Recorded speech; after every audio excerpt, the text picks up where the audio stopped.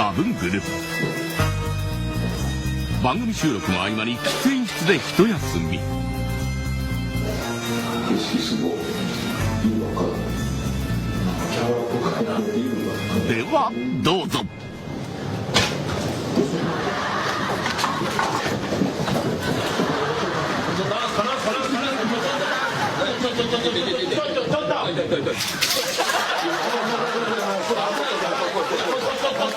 や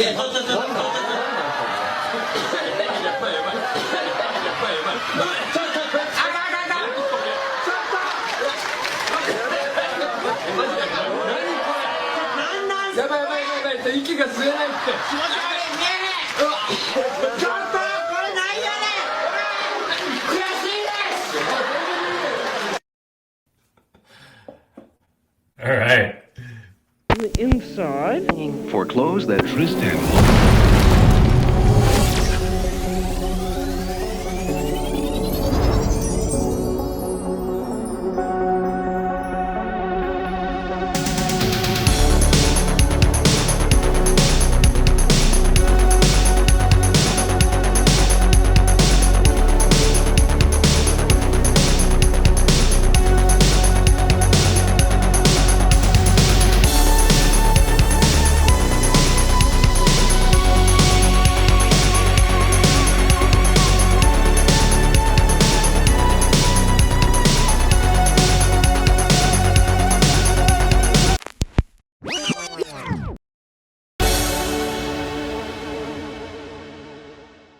With that, welcome everybody to Money Me, the series that's going to turn your pricing woes into pricing woes.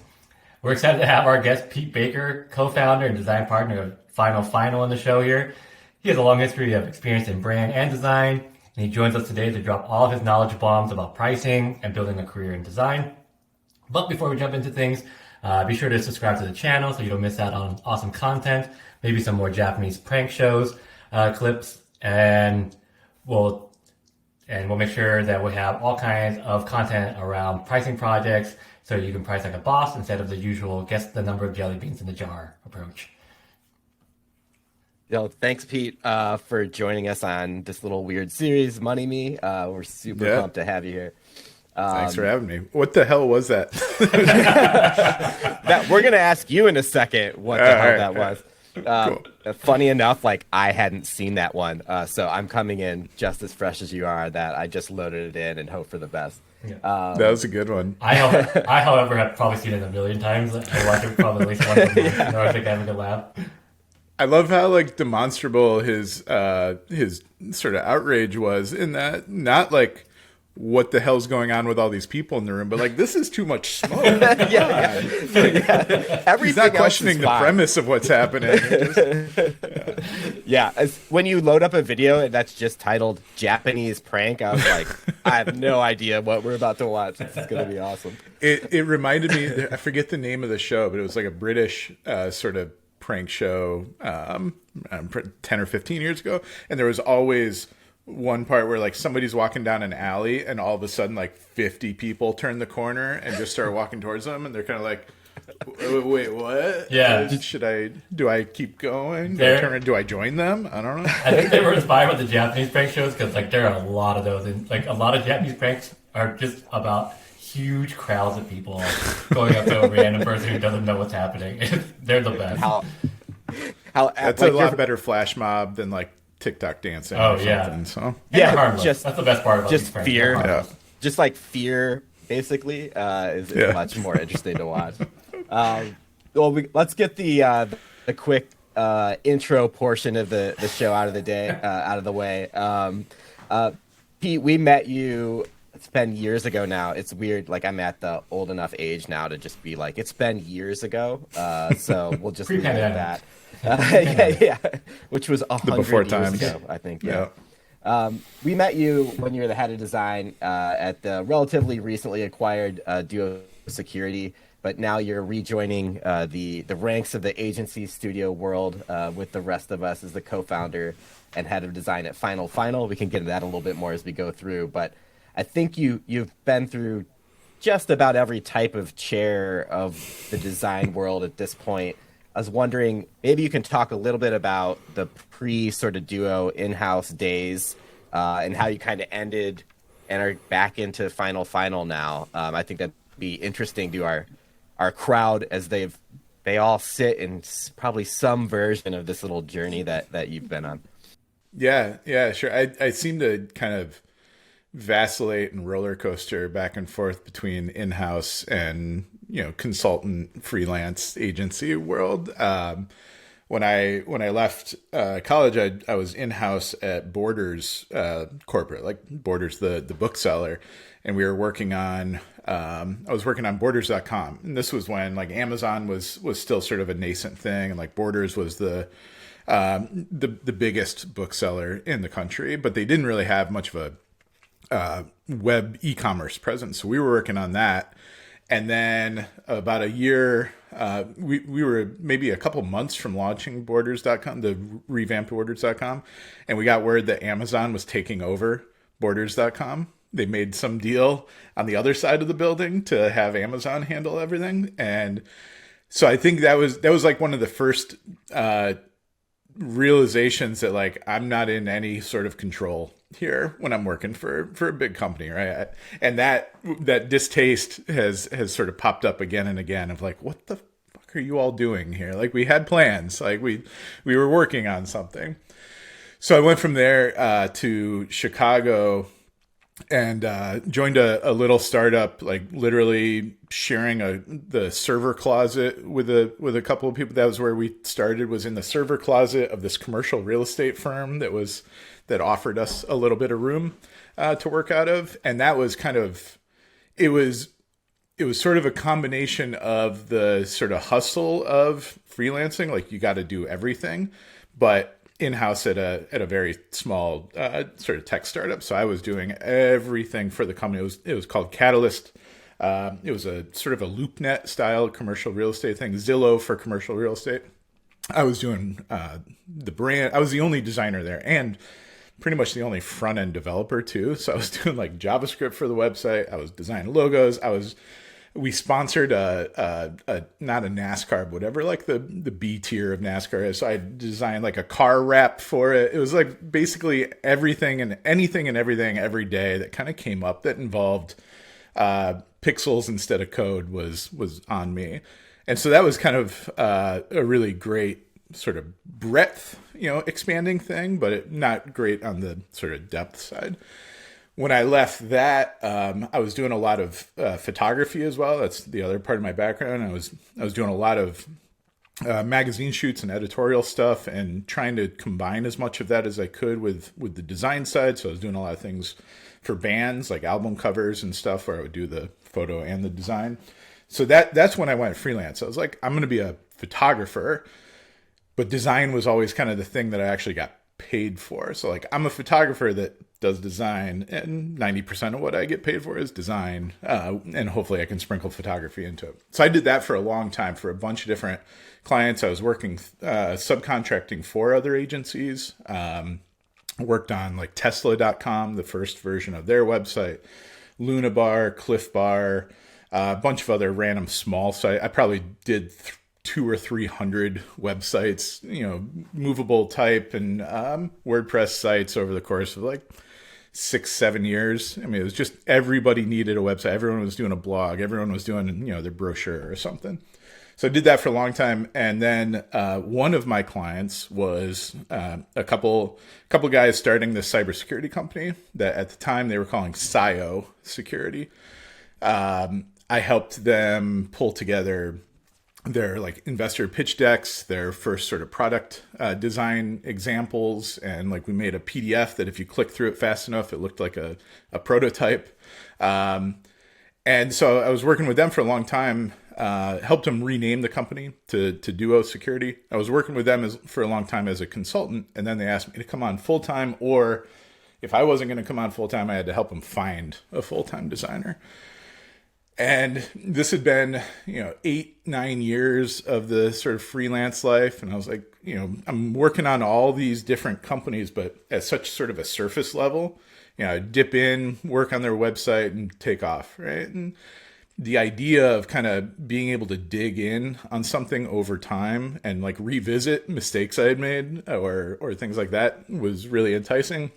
So I came on full time. I told Doug Song, the founder, that I'd give him like 2 years, and stayed there like 8, because it was actually like a really fun place, a really fun project. I got to build a really great team, went through the whole sort of hyper growth from, first and only IC designer there to manager to director to like, have staffing up a team of like 40.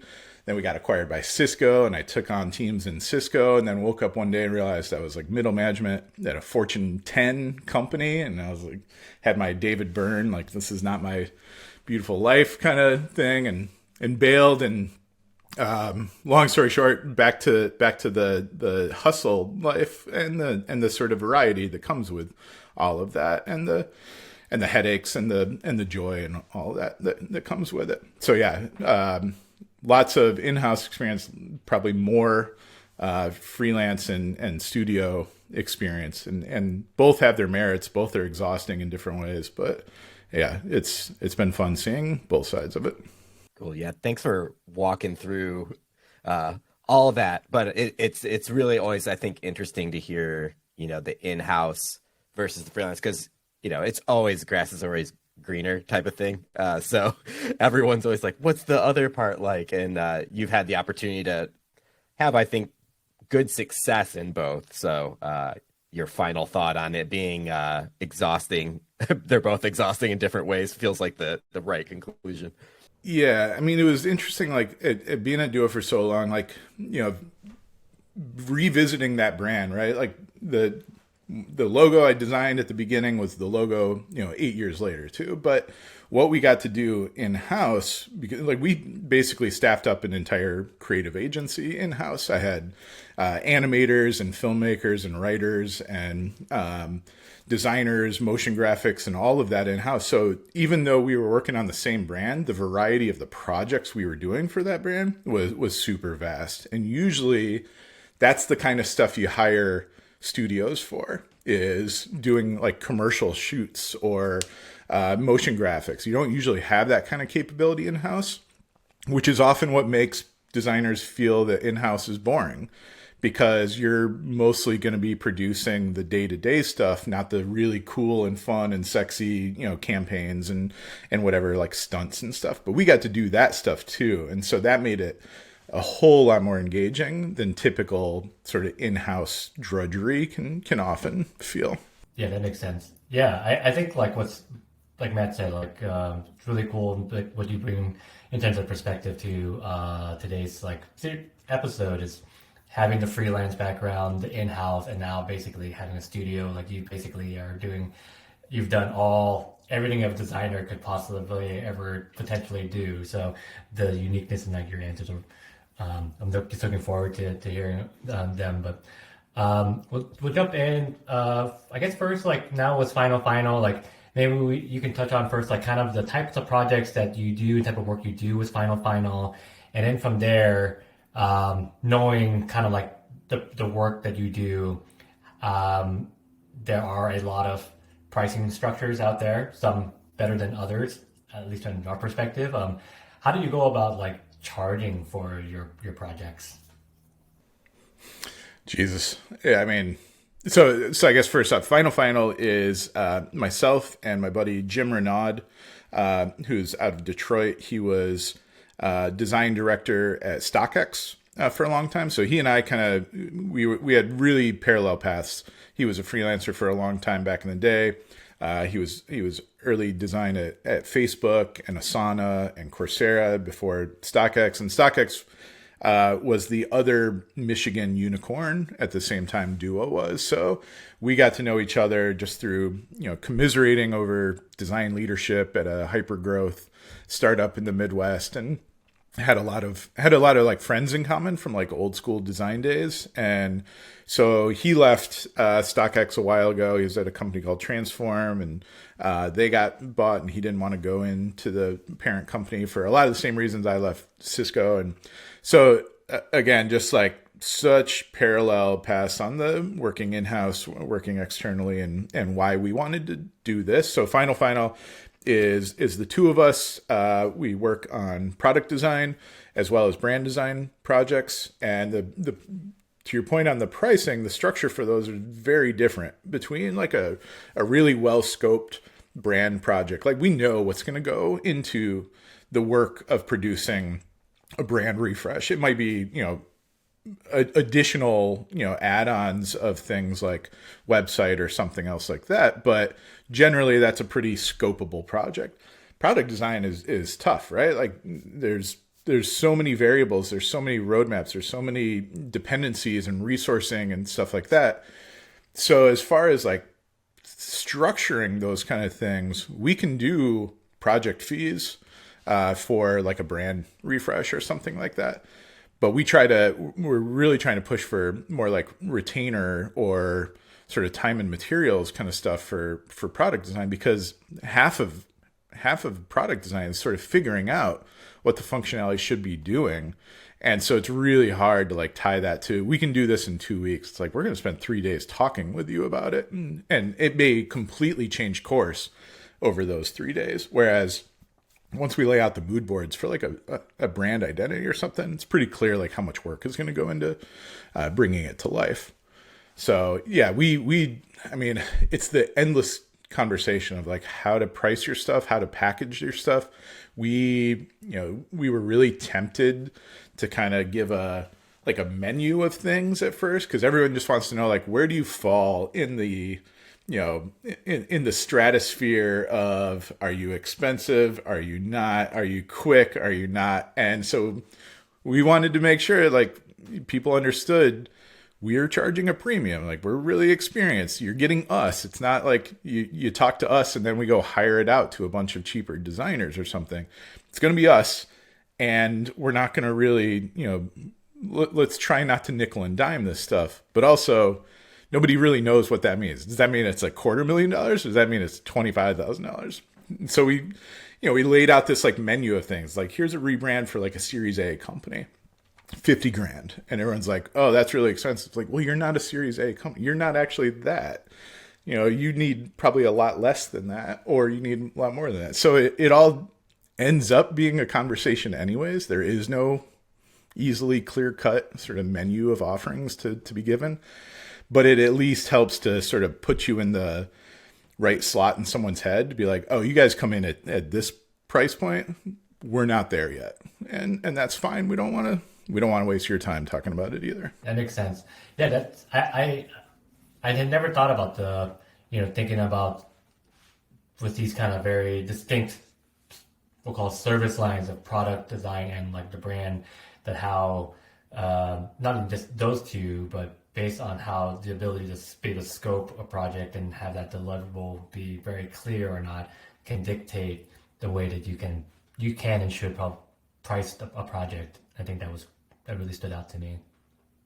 Yeah, I think a lot about too, like on the project, we try to stay away from like hourly kinds of stuff just because it's a whole other conversation, and then you're tracking time and doing all those kinds of things. But there are definitely projects where it would have been probably better for that. And sometimes it's just the inexperience of the client. Like maybe they're doing this type of thing for the first time. So like that number, like you said, like if you say $50,000 to someone who's never done this before, like it's going to sound expensive almost no matter where they are. They're just like, it feels like everyone feels like 20,000 or something, which is going to be high to freelancers out there. But that's the guys are talking about. It's like, I think you just sort of like pick a Price is Right number a lot of times in your head as a client. And you're like, that feels about right. And that's just what they said out loud in the budget meeting. And then you go out and have the conversation and you're like,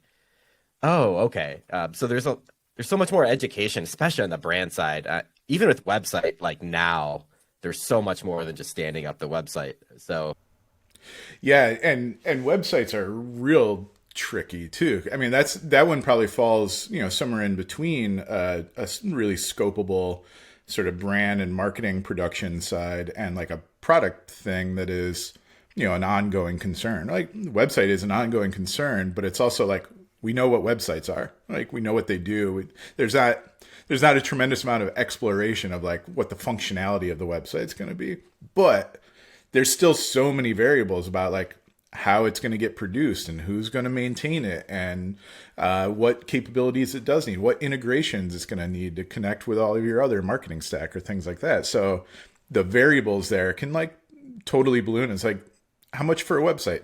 Somewhere between $5,000 and $100,000. Does that help? Like, Yeah, right. It's definitely right in there, right in that pocket. yeah, exactly. Yeah. I'm pretty sure we can get it somewhere in between $5 and $1 million. So. Yeah, I'm gonna take that back to my team and see how that works out. Yeah, yeah, and some are going to be comparing that to the $20,000 a month, Wix or $20 a month, like Squarespace builder that they could use to get something passable.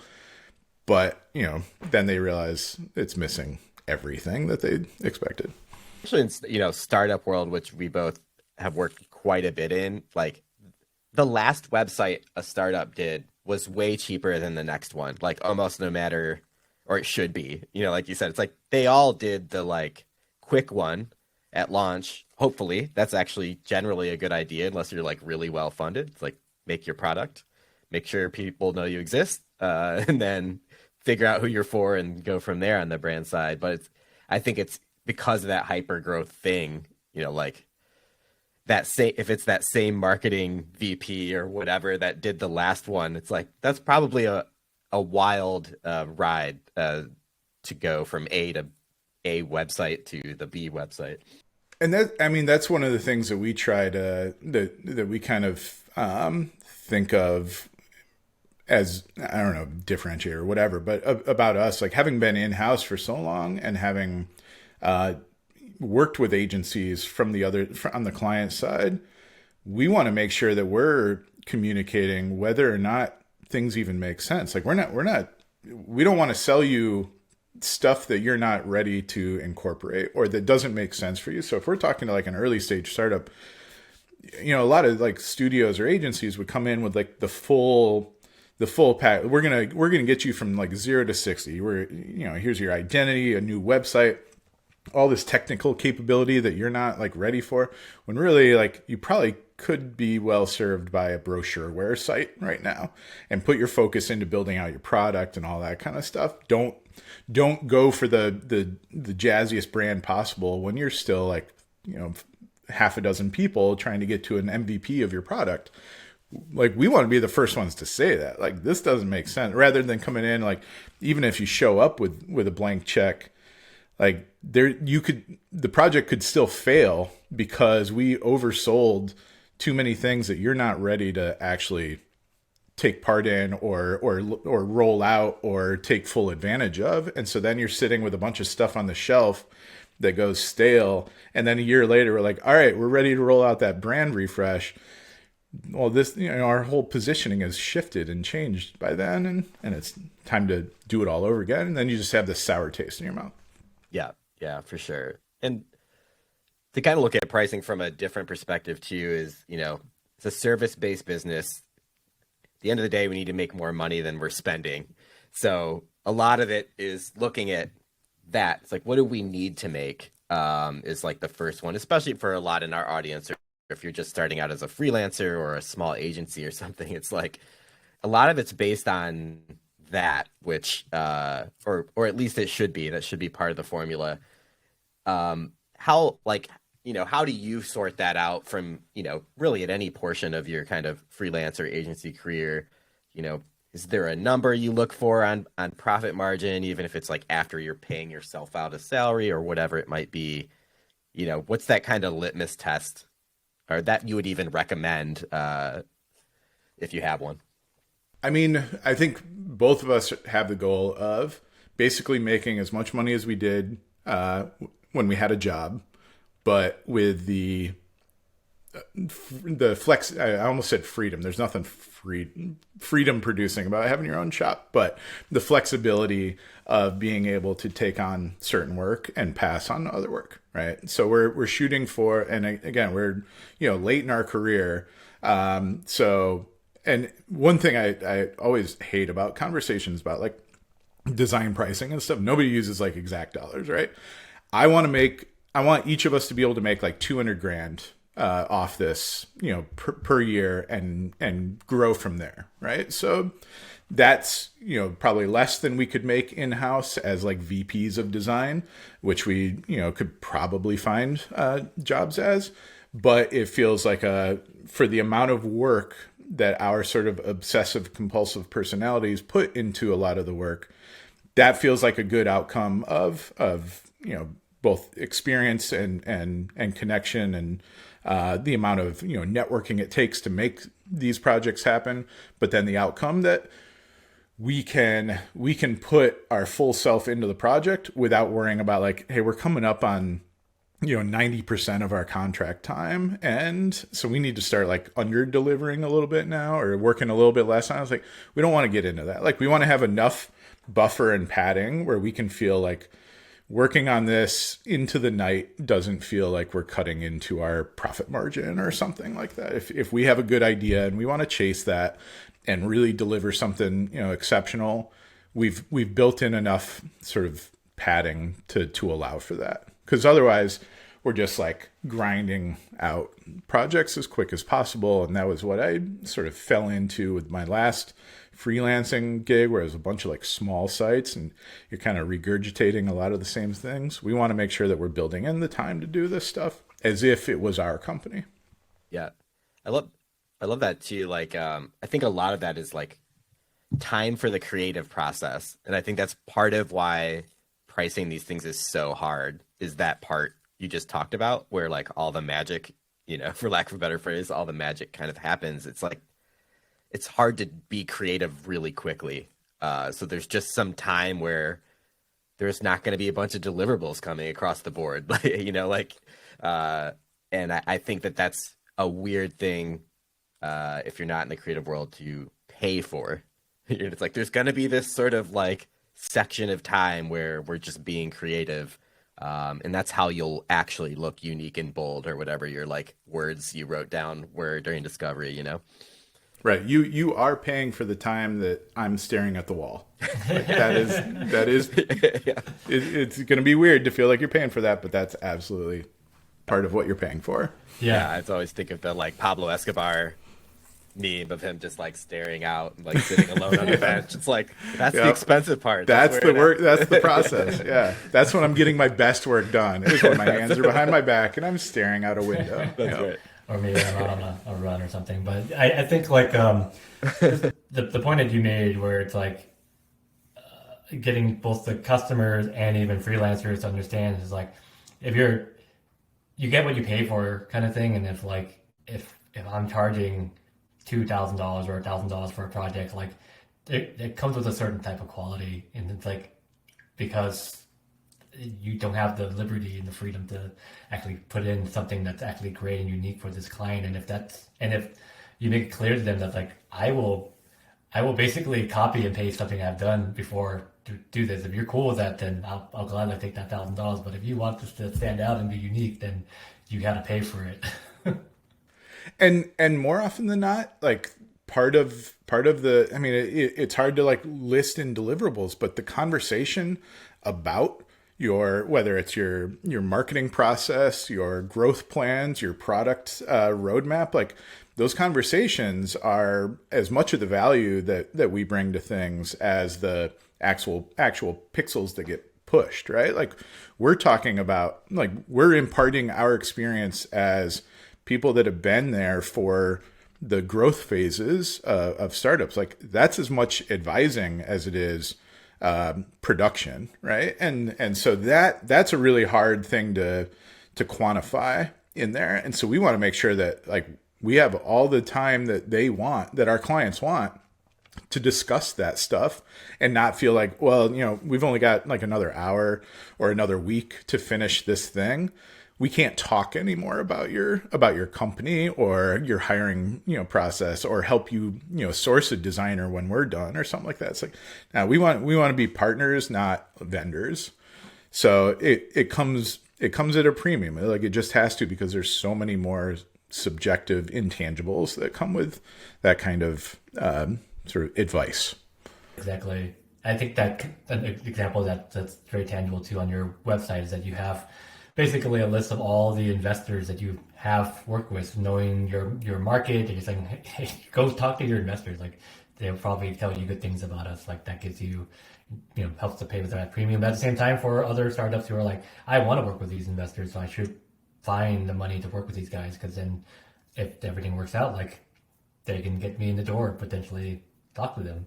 Well, and there's no warmer lead than the people that wrote you a check telling you should use that money on these guys. Yeah. Like that's, I mean, you can't get any better than your VC saying, I know these guys, here's money, give it to them. They will help you get to the next stage. Right.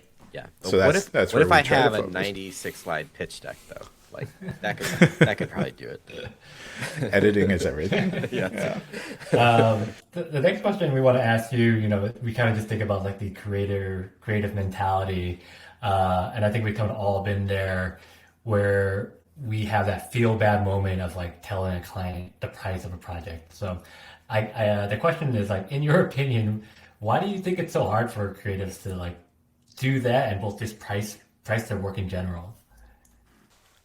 This is like the biggest existential, aspect of being a designer is this sort of in between state where, there's an artistry and there's a business, right? And we we don't go into design because it's the best way to make $1 million, right? It's clearly not.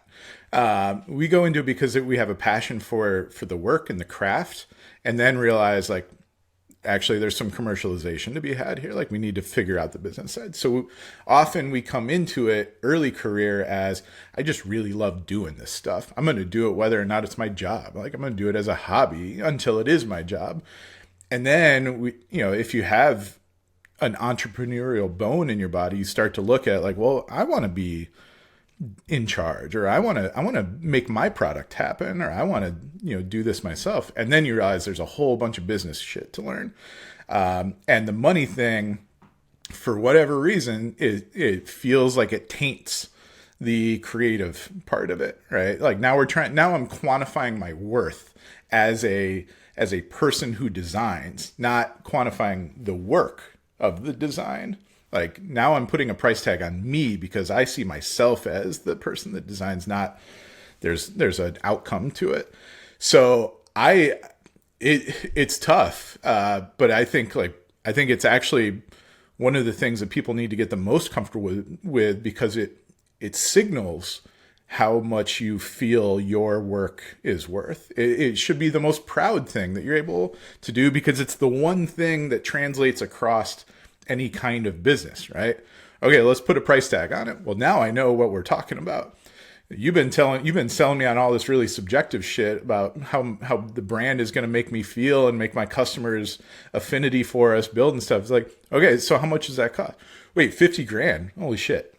Or 250 grand. Holy shit. Or $1 million. Oh my God. Well, now you don't just say I'm starting to, yeah, like, now I'm starting to hear what you're saying in terms I can understand. Like, oh, this brand refresh is going to return me more than $500,000 because that's what you have somehow priced that in a way that it must be worth it for me as the client to pay that. So my expectation is I'm going to get a bigger return on that for paying you to do it. So owning your pricing as like almost like a badge of honor, like, yes, I can command this much because I'm that good, should be something that we're proud of, not something we should like shy away from and get all worried about. I get it though. It's never the comfortable part of it, but the quicker you can get to here's where we fall in things, the quicker we can either like part ways or get into it, right? Because we all just tiptoe around it forever, and then you drop that price on and we're like, okay, wait a minute, we shouldn't have even been talking. It's like, well, then we just wasted 2 fucking hours on this. Yeah, I love the badge of honor part. I think it's a little easier as you do it longer, right? For sure. Like there's this whole period of you're just like you just need yeses, and the pricing game is a lot more like, what do you think they would say yes to? You're almost not even like, what is the value of like both of our time like in this? Like, how many hours is that going to take? And I think there's obviously a time and place for that, but I do think like it's probably much sooner than we did, at least for like the badge of honor part, where like, you know, we're sort of on Slack being like, we're so much more detailed and we're doing so much more here. And we're in the middle of projects being like, this thing we're just doing is like $5,000 or $10,000. And we're just like doing it because they asked. So, I think that's a big like tip. It's sooner than you are probably comfortable like doubling your price or whatever that super awkward pit of the stomach feeling is. Yeah, and I mean I think the other thing that helps to realize is like you're not stacking yourself up against other designers when you price yourself. I mean, you are in some ways. Really what you're competing against is whether or not they can even pay that. It's not whether they think it's worth that. It's like, well, we just can't afford that. So do we want to do like half as much work and for half the money? Well, we can talk about that. But like we're priced at this. You have this much money. So maybe we're just not the one to do it for you. And so I think one of the things that's tough when you're getting started is remembering just how much overhead there is in the sales process, the lead generation, the contract negotiation, all that stuff. Like take away a day a week at least for just administrative stuff. Take away, a half a day a week of just communication. All of a sudden you're down to like, you can probably get about 3 days of real work in. So when you start to think about your hourly rate or something, even just as a ballpark for doing, multi-week contracts or something, you got to do it based on 3 days a week, not 5 days a week, because you've got the overhead of managing your business now too. So all of a sudden you're like charging $250 an hour and everyone's like, that's crazy. That's 10 grand a week. It's like, no, but it's really like 3 days of that. And the rest of it is me eating the costs of managing my business. Yeah, you left out an important part of the admin too, which is like the meeting times as well.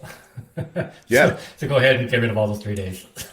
which again is something that we really try to communicate is part of the value of working with us. Like those times are almost going to be as productive as us spending time in Figma because we're helping you figure out how to make half this stuff happen.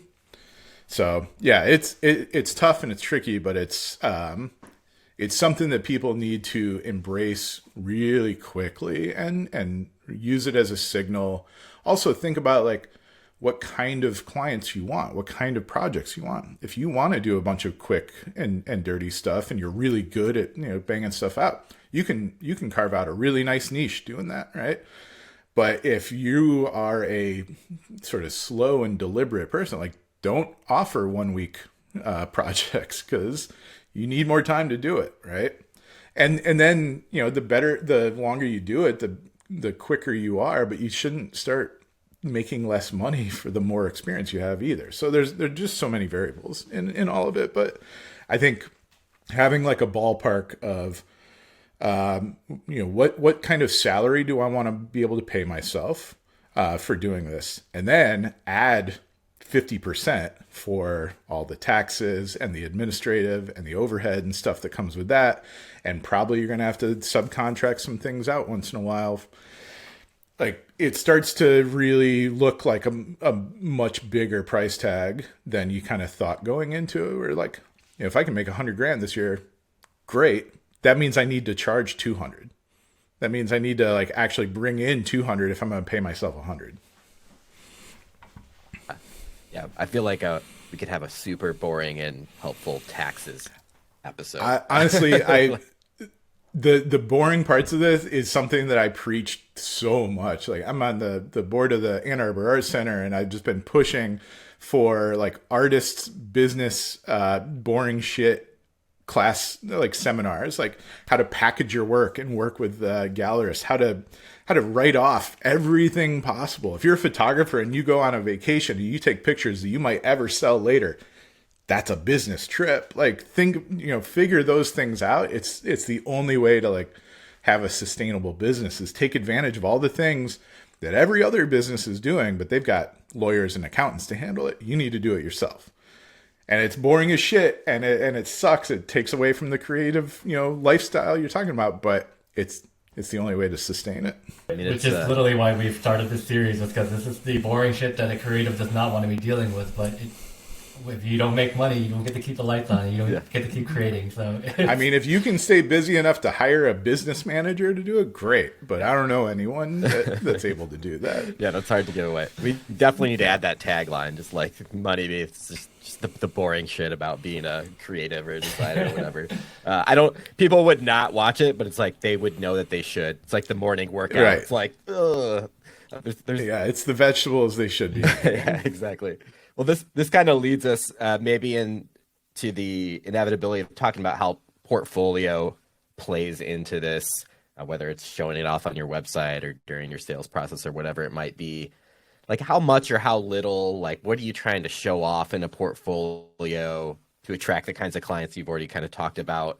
It's a tricky thing. Like, as designers, we want to show off often the highest design stuff, but most people don't care about high design like designers is a bigger newsflash than probably we would ever want to hear. But just curious how the portfolio sort of plays in to it for you.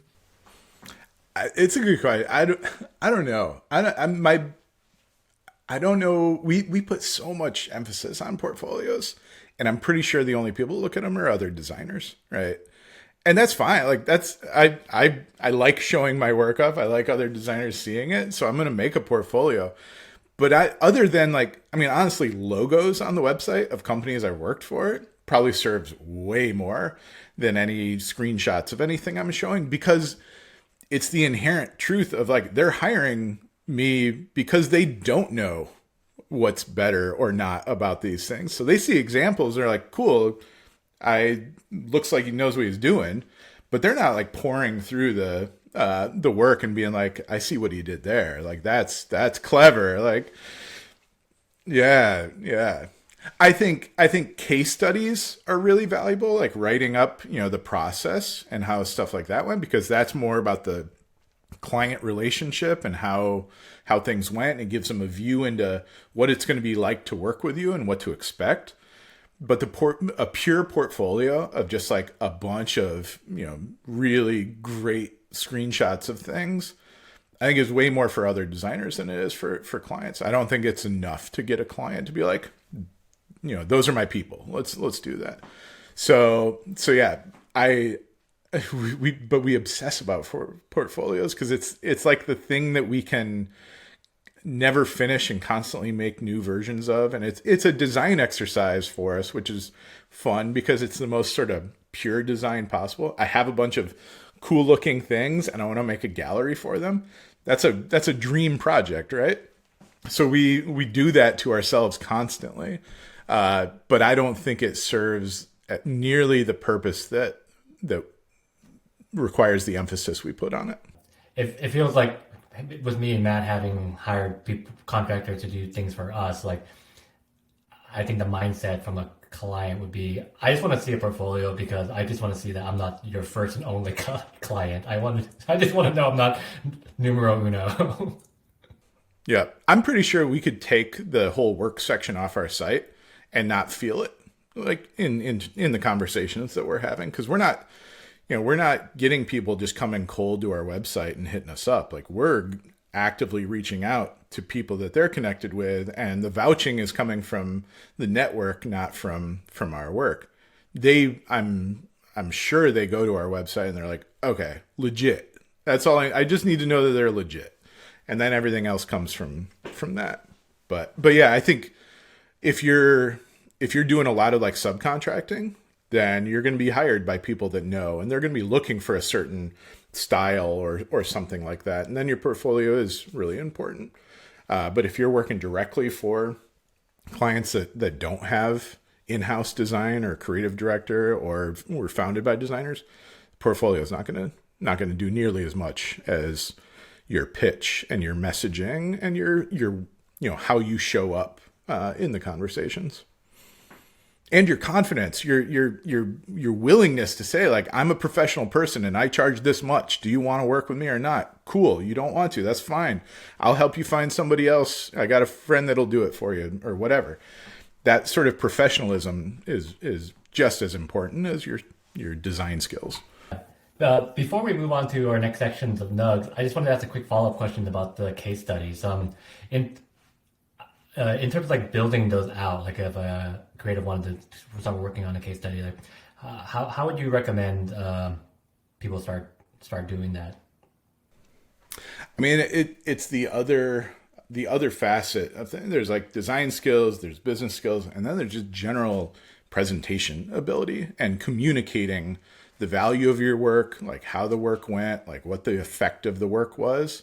So I think like write-ups, even if you're not publishing them, it's super important to sort of write up what you would say about how this project went to somebody. Like, why would somebody want to do another project like that? The communication and presentation of that is just as important as the portfolio, right? And so I think showing that you got deeper into the project than just, we made some cool shit that looked fun, but there was a rationale behind it. There was a strategy behind it. There was more to it than just, I mean, it's what designers say all the time. There's more to it than just the pixels, right? Well, tell me, explain that to me then. And if you can't explain it, then that's fine. If you're like, hot shit, but you're going to like end up as, the contracted producer, not the strategist. And the strategy is where you start to really be able to charge some premiums.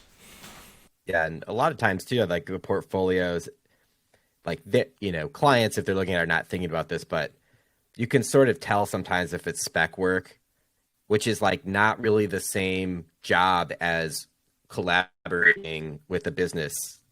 And it's not the same job at all, right? It's much more of a creative or design exercise or closer to art. It might be the literal difference between like this business we do and like the stuff we really love to do. And I think that's always like a super important distinction. I think about it too as like, startups or whatever companies they always have a white paper. No one reads that white paper. But like, that's how I think of like creative portfolios. It's like, it feels good to know that they spent the time on it. Like, like they carved out some time. They wrote a bunch of stuff out. It seems like they're really interested in this. They might be passionate about this work. I'm not ever getting to page 2 of this white paper, but I'm glad they have it. And that might give you an edge over someone who doesn't. Yeah. You said something really important there. Like understanding, like me as the client, you as the studio or the vendor, understanding my business in order to do this kind of work is super important.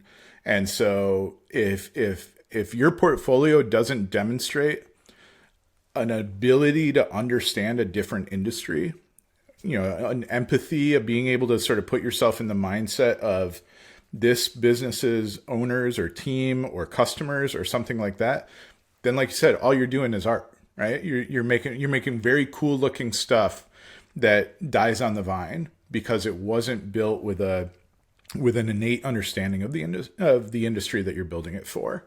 And that takes work. That takes research. That takes conversation. That takes customer calls and stuff and a whole bunch of the other things that aren't just Photoshop. But that's when it becomes really valuable, and that's when it becomes long lasting, and that's when And that kind of stuff really shows up in how you write about it or how you present about it or how you present yourself to the client in person. Yeah, well, it's kind of like undermining it a bit by saying we're moving on to a section called Nugs when you've been doing nothing but dropping nugs of wisdom. Well, we will move into Nugs real quick.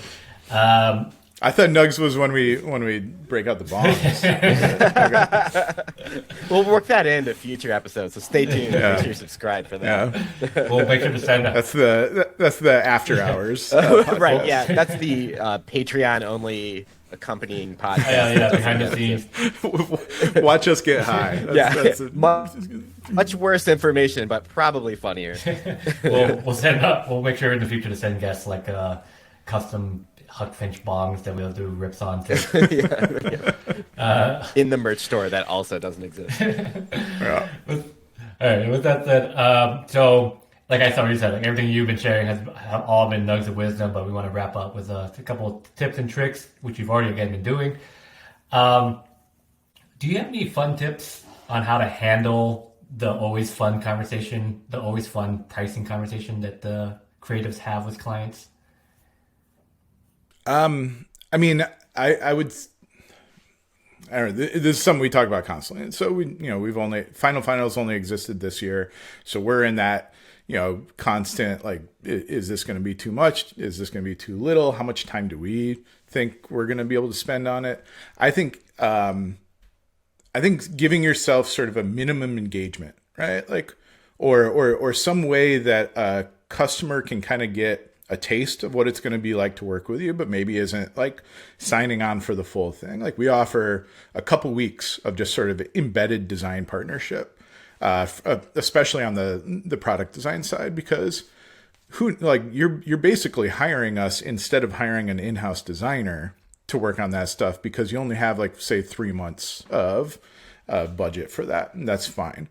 But rather than like us trying to sell you 3 months at a time, let's just start off with a couple weeks of like working with you, paid time, because we can't spend all our time just talking about it for free, and the talk is valuable.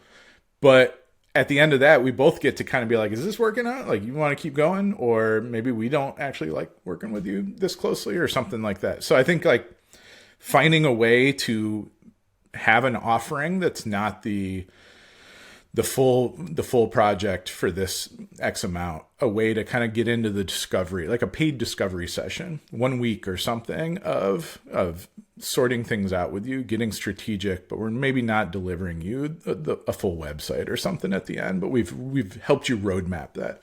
I think that's a nice way to kind of get that conversation out of the way, where it's like, there's a lot of work to be done here. We can't quite tell how much this is going to cost. I'm not comfortable telling you an exact price right now because there's a lot to be figured out.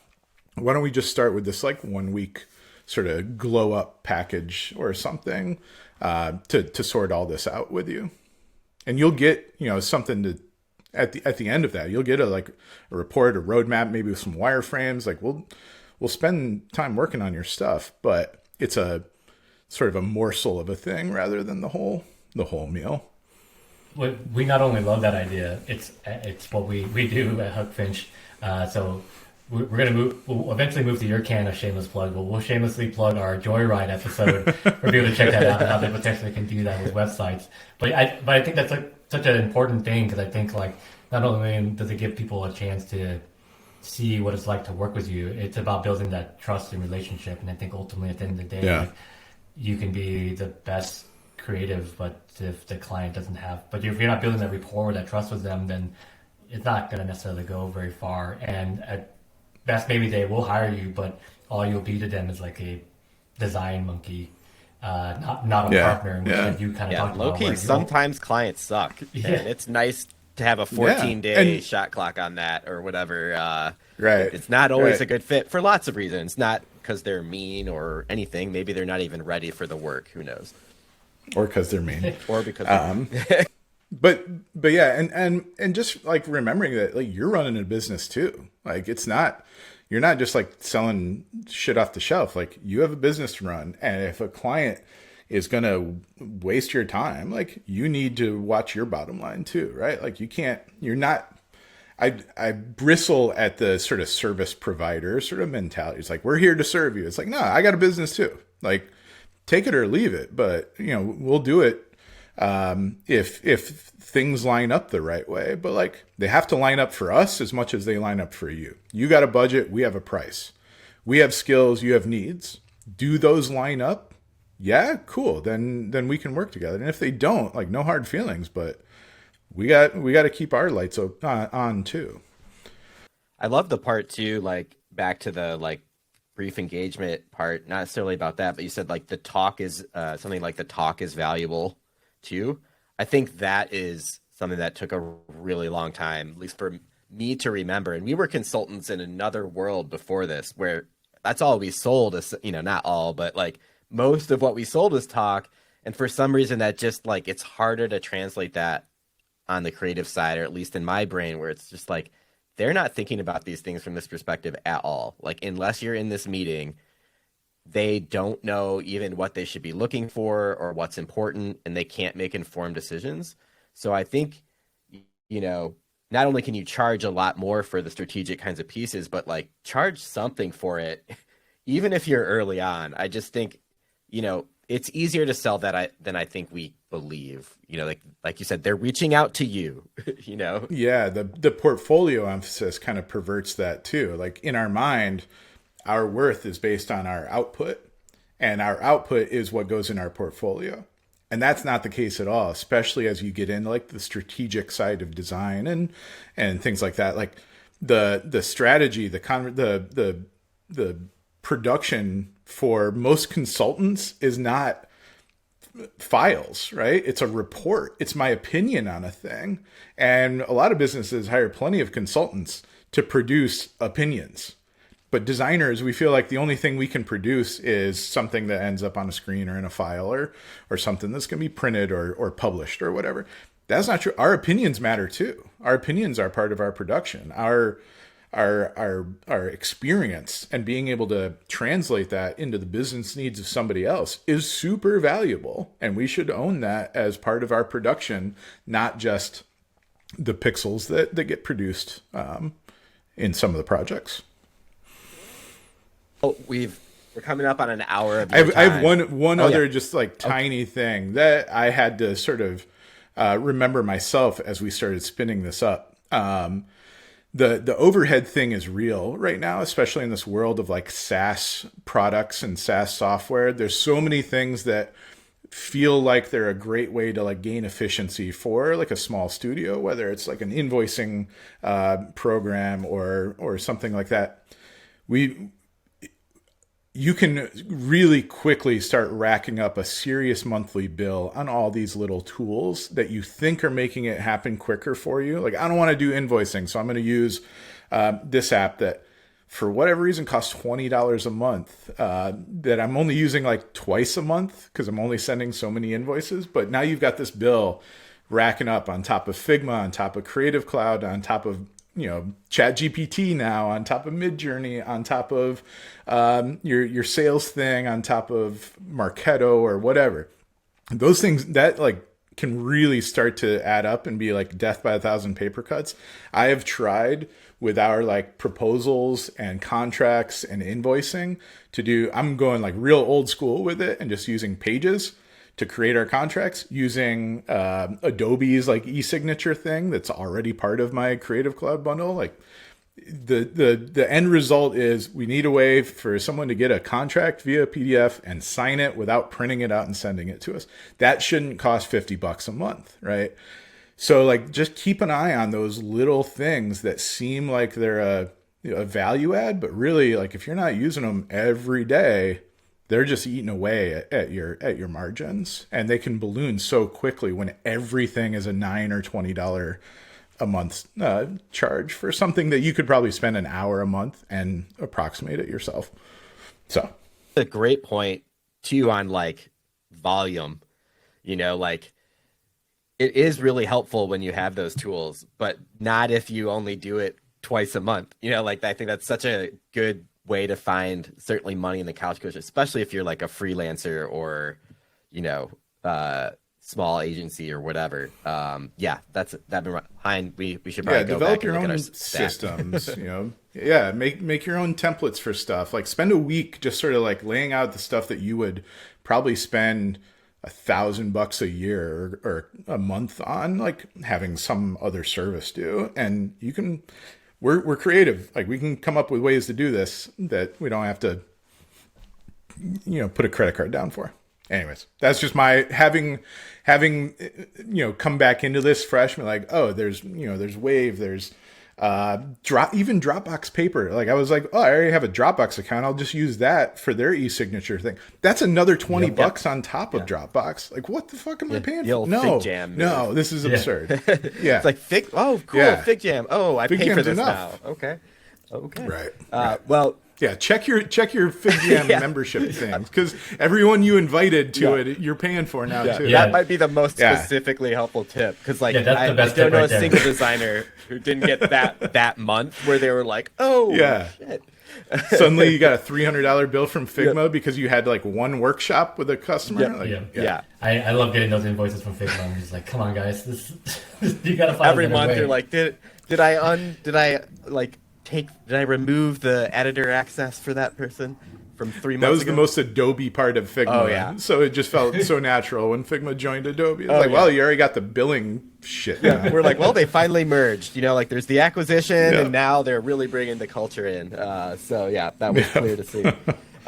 Well, Pete, you dropped a ton of knowledge on us. We really appreciate your time. We're going to open it up, plug Final even more, who you're for, plug whatever you want. You're involved in so many things, so the floor is yours. Yeah, so I mean, we talked about Final a bit. Finalfinal.org.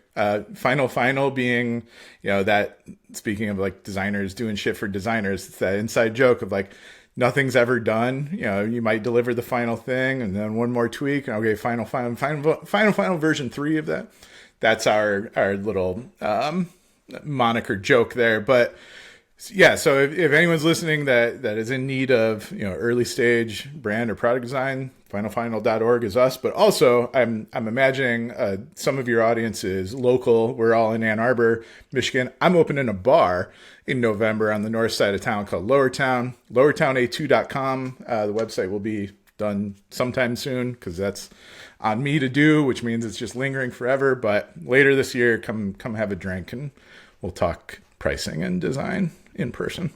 The best plug for me of any guest that we've ever had is you're opening a bar in my town. So that's awesome. We'll definitely do that. I feel like we could talk there about this kind of stuff forever. So maybe we'll do it again over drinks sometime. And the best fuel for design conversations is alcohol. For sure. And then a design challenge in Figma after let's say 3 old fashions or something like that. We'll see what happens. Right. We'll fire up a Twitch stream. There you go. Just drunkenly fight over the same rectangles. I love that we've just spun up. Invoice on Figma the next month. I'm like, where did this come from? What happened? Yep. Cool. Unless you have anything else to plug, we'll wrap up for the day. Hein, you want to take us out? Yeah. That's it, everybody. Like, that was just another banger dropped right there. Might need a smoke break after that with all the nugs of wisdom that Pete just dropped, just to avoid the really crowded ones. Thank you again, Pete, for sharing all your insight and your wisdom and expertise with us today on Thanks for having Money Me. Just want to thank everybody for joining and listening as well. Cool. Yeah, and please subscribe to this show, share it to your other. We might be weird enough to transcend just design audience. That's maybe our secret sauce that we're going for, is like just watch a weird show in the background on your YouTube. But if you're a designer, definitely share it with your design friends. Hopefully these are increasingly helpful as we make more. Let us know what we should talk about next. Subscribe to the channel. We'll be back with more premium content. That's the only kind of content we make. So make sure you subscribe again so you don't miss the next one.